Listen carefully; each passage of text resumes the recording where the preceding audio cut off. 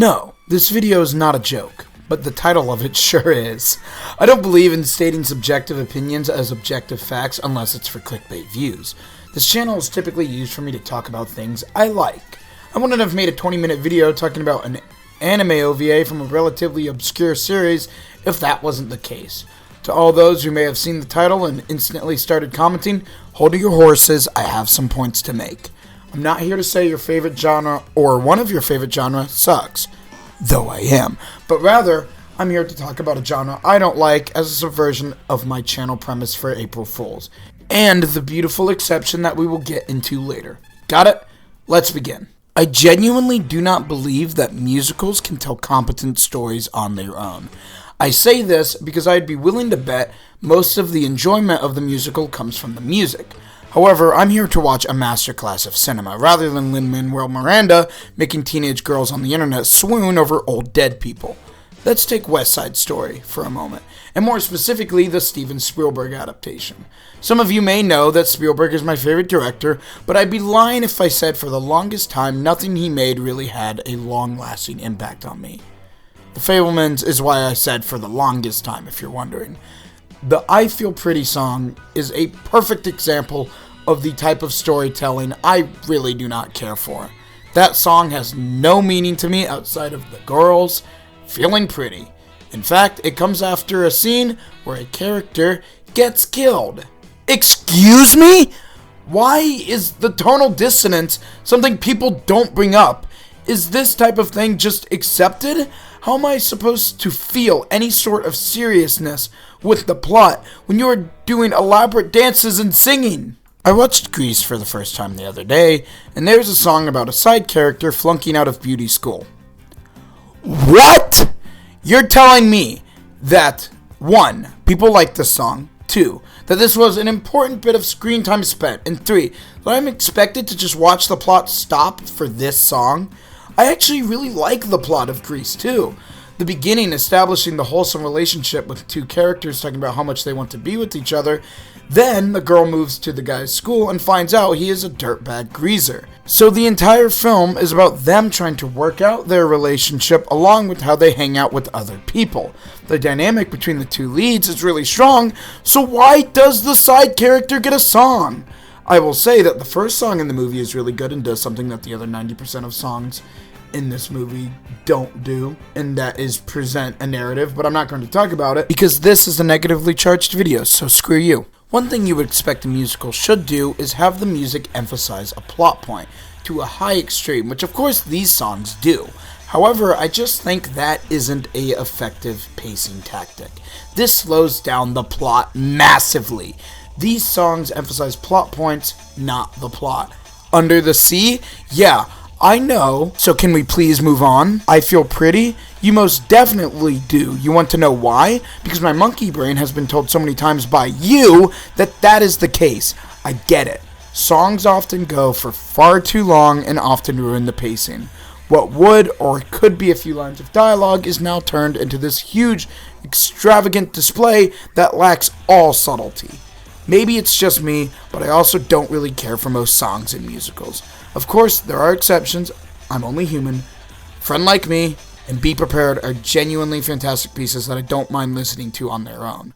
One of the few musicals I like from beginning to end is in fact Rocky Horror Picture Show, because the musical numbers serve to add to its absurdity instead of forming a narrative that most musicals desire to do. However, said musical numbers I do not care for. They're all so unmemorable to me. That goofy, laid-back tone in music is something I just personally do not dig. There are most definitely some of you watching that see every point I've made that isn't the last one, and think everything that I've said is something you like about musicals. You like that songs are these huge, extravagant events that have tons of choreography, good set design, and costume/fast animation. Essentially, this video comes from the perspective of someone who goes into musicals as if they were any other film. The longer a musical number is, the more time it takes up on the musical's runtime. That other bits of runtime are what I care more about. So I understand if for you that is not the case. That's probably why so many Disney fans don't seem to watch other movies. Old school Disney is comprised of a lot of musicals, so it makes sense they're kind of separate from any other Disney film. However, Here's a musical that does some of these things, but at the same time does them differently. RRR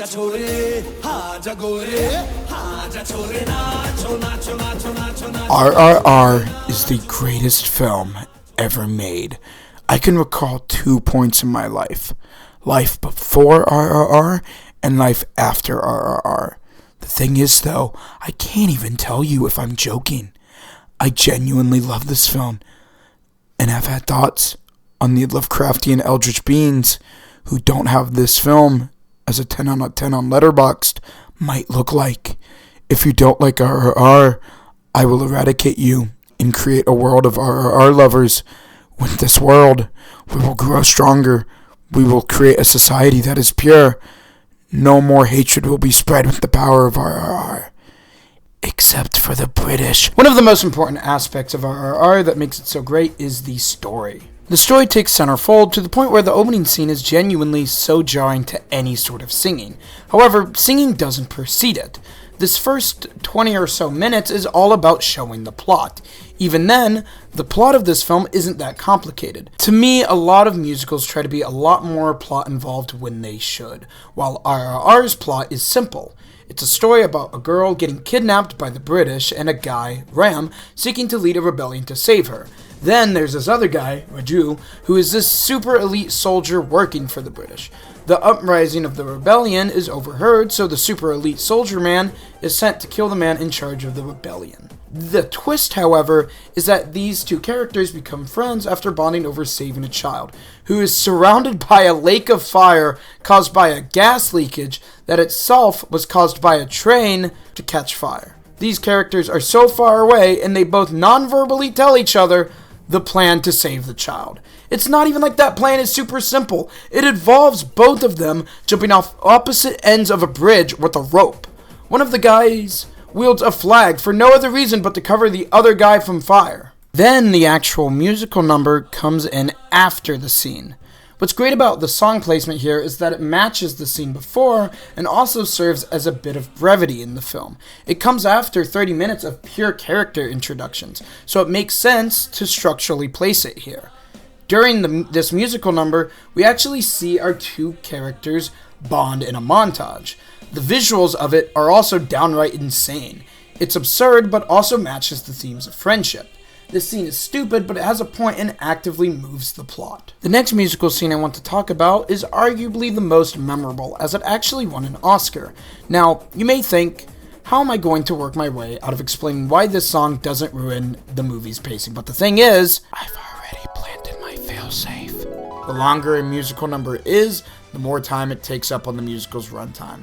That other bits of runtime are what I care more about. So I understand if for you that is not the case.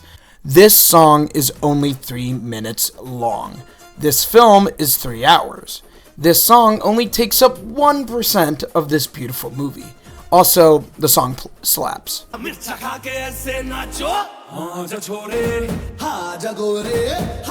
The song too is appropriately placed as well. This song comes after a dispute with the rich British men. Their numbers are a lot bigger than our two main characters, so the two main characters start to sing and dance together, showing their coordination compared to the Brits' sheer power, which actually foreshadows the final fight scene.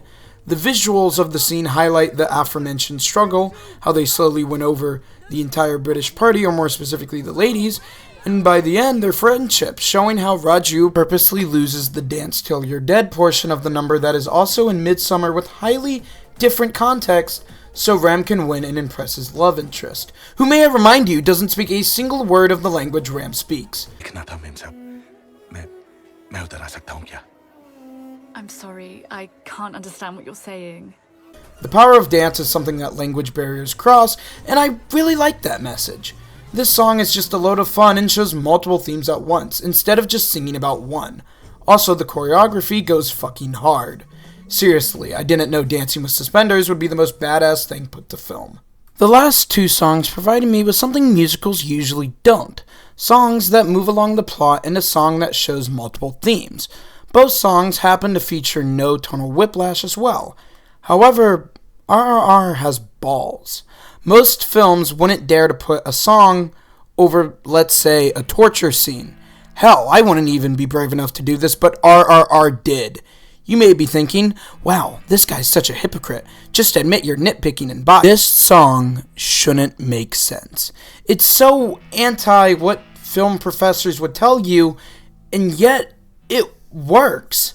This is around the film where Raju betrays Ram for the purposes of getting a higher up position in the military. The British want to make an example out of Ram. They want to show that rebellion means pain. Ram is tied up and Ratu is told to whip him. A few whips go by, then Raju gets thrown this whip with spikes in it. We have no idea why Raju is trying so hard to maintain his position in the military. All we know is that it is more important than the friendship he has gained with Ram throughout the film. Raju demands him to kneel, but he doesn't. Instead, he sings. Each lash draws out more blood, but it never matters. No matter what, he keeps singing. This song, rather than clashing with the tone, gives the scene a whole new one. The song, stronger than any visual, creates this narrative of a man so defiant he can sing even at his most physical low. The song just keeps going as he is subjected to more and more pain until he eventually stops. When he does, he reaches out to the people in the crowd, and now driven by this man's resilience, everybody starts to riot. This song didn't just inspire the people in the movie, but also me. There is still a narrative purpose of this number that wouldn't have been possible without it. This movie is so beautifully absurd, but that aspect is never taken away from the film. It's an aspect that consistently adds to the entertainment and, more importantly, the drama of the film. There are, I believe, a total of 4 musical numbers in this film. The musical numbers aren't all that common of a thing throughout the runtime.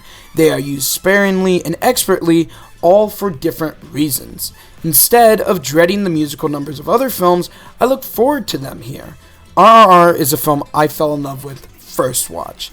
It's the only film I'd consider starting a cult around. Actually, hold on, no more considering. We're starting it right here. Dial 66666. Hey guys, unscripted and post-production Gabe here to interrupt the end of the video. I've just come to make a few announcements. First thing is that I now have a Discord server, so feel free to check it out. I have the link in the description. And here they're just going to talk about movies and video games and anime and wrestling or anything really. So feel free to join. It's a good way for me to talk to you guys. Another thing is I'm going to be going on a brief hiatus. My next video is a really huge script. You might be able to guess it if you can look at the history of my channel. But that will take a long time. So this will probably be the last time I ask this, but please subscribe. I really need to reach the 500 subscriber milestone so I can actually reach monetization of this channel. So that'd be greatly appreciated. Anyway, see you guys later.